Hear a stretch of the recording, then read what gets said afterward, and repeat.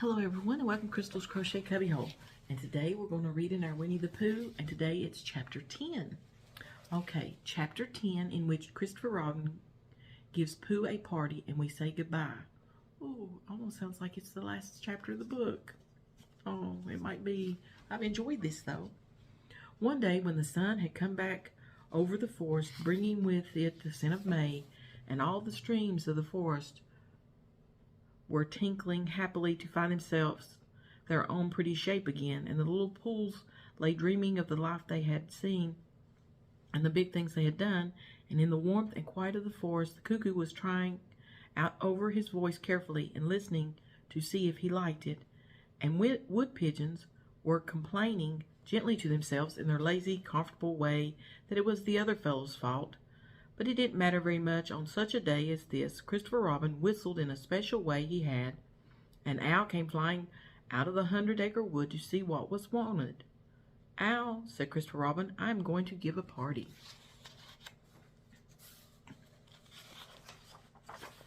And there's a picture. "You are you?" said Owl. "And it's to be a special sort of party, because it's because of what Pooh did when he did what he did to save Piglet from the flood." "Oh, that's what it's for, is it?" said Owl. "Yes, so will you tell Pooh as quickly as you can, and all the others, because it will be tomorrow." "Oh, it will it?" said Owl, still being as helpful as possible. "So will you go and tell them, Owl?" Owl tried to think of something very wise to say, but couldn't, so he flew off to tell the others, and the first person he told was Pooh. "Pooh," he said, "Christopher Robin is giving a party." "Oh," said Pooh, and then seeing that Owl expected him to say something else, he said, "Will there be those little cake things with pink sugar icing?" Owl felt that it was rather beneath him to talk about little cake things with pink sugar icing, so he told Pooh exactly what Christopher Robin had said, and flew off to Eeyore. "A party for me?" thought Pooh to himself. "How grand!" And he began to wonder if all the other animals would know that it was a special Pooh party, and if Christopher Robin had told them about the floating bear and the brain of Pooh and all the wonderful ships he had invented and sailed on, and he began to think how awful it would be if everybody had forgotten about it and nobody quite knew what the party was for.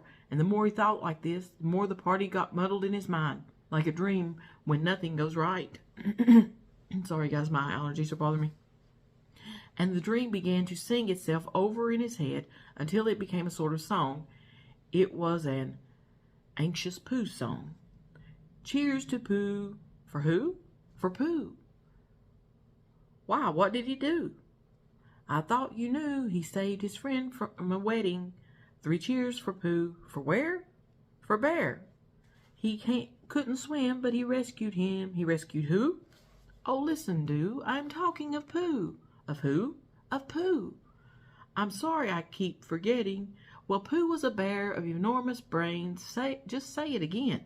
Of enormous brain. Of enormous what?" "Well, he ate a lot, and I don't know if he could swim or not, but he managed to float on a sort of boat." "On a sort of what?" "Well, a sort of pot. So now let's give him 3 hearty cheers. So now let's give him 3 hearty witches, and hope he'll be with us for years and years, and grow in health and wisdom and riches. 3 cheers for Pooh." "For who?" "For Pooh." "3 cheers for Bear." "For where?" "For Bear." 3 cheers for the wonderful Winnie-the-Pooh. Just tell me, somebody, what did he do?" While this was going on inside him, Owl was talking to Eeyore. "Eeyore," said Owl, "Christopher Robin is giving a party."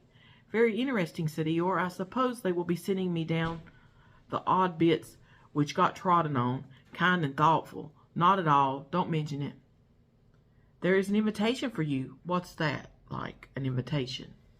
"Yes, I heard you. Who dropped it?" "This isn't anything to eat. It's asking you to the party tomorrow." Eeyore shook his head slowly. "You mean Piglet? The little fellow with the excited ears? That's Piglet? I'll tell him." "No, no," said Owl, getting quite fussy. "It's you." "Are you sure?" "Of course I'm sure. Christopher Robin said all of them. Tell all of them." "All of them except Eeyore?" "All of them," said Owl sulkily. "Ah," said Eeyore, "a mistake, no doubt, but still I shall come. Only don't blame me if it rains." But it didn't rain. Christopher Robin had made a long table out of some long pieces of wood, and they all sat around it. Christopher Robin sat at one end, and Pooh sat at the other. And between them on one side were Owl and Eeyore and Piglet, and between them on the other side were Rabbit and Roo and Kanga. And all Rabbit's friends and relations spread themselves about on the grass and waited hopefully in case anybody spoke to them or dropped anything or asked them the time. It was the first party to which Roo had ever been, and he was very excited. As soon as ever they had sat down, he began to talk. "Hello, Pooh," he squeaked. "Hello, Roo," said Pooh. Roo jumped up and down in his seat for a little while and then began again. "Hello, Piglet," he squeaked. Piglet waved a paw at him, being too busy to say anything. "Hello, Eeyore," said Roo. Eeyore nodded gloomily at him. "It will rain soon. You see if it doesn't," he said. Roo looked to see if it didn't, and it didn't. So he said, "Hello, Owl," and Owl said, "Hello, my little fellow," in a kindly way, and went on telling Christopher Robin about an accident which had nearly happened to a friend of his whom Christopher Robin didn't know. And Kanga said to Roo, "Drink up your milk first, dear, and talk afterwards." So Roo, who was drinking his milk, tried to say that he could do both at once, and had to be patted on the back and dried for quite a long time afterwards. When they had all nearly eaten enough, Christopher Robin banged on the table with his spoon, and everybody stopped talking and was very silent, except Roo, who was just finishing a loud attack of hiccups and trying to look as if it was one of Rabbit's relations.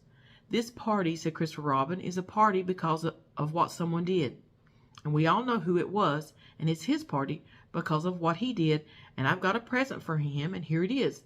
Then he felt about a little and whispered, "Where is it?" While he was looking, Eeyore coughed in an impressive way and began to speak. "Friends," he said, including oddments, "it is a great pleasure, or perhaps I had better say it has been a pleasure so far to see you at my party. What I did was nothing. Any of you except Rabbit and Owl and Kanga would have done the same. Oh, and Pooh. My remarks do not, of course, apply to Piglet and Roo, because they are too small. Any of you would have done the same, but it just happened to be me. It was not, I need hardly say, with an idea of getting what Christopher Robin is looking for now," and he put his front leg to his mouth and said in a loud whisper, "Try under the table," "that I did what I did, but because I feel that we should all do what we can to help, I feel that we should all—" "Huh?" said Roo accidentally. "Roo, dear," said Kanga reproachfully. "Was it me?" asked Roo, a little surprised. "What's Eeyore talking about?" Piglet whispered to Pooh. And there's the other. Oh, it's showing the whole table. There we go. "I don't know," said Pooh rather dourly. "I thought this was your party." "I thought it was once, but I suppose it isn't. I'd sooner it was yours than Eeyore's," said Piglet. "So would I," said Pooh. "Hiccup," said Roo again. "As I was saying," said Eeyore loudly and sternly, "as I was saying when I was interrupted by various loud sounds, I feel that—" "Here it is," cried Christopher Robin excitedly. "Pass it down to silly old Pooh. It's for Pooh." "For Pooh?" said Eeyore. "Of course it is, the best bear in all the world." "I might have known," said Eeyore. "After all, one can't complain. I had my friends.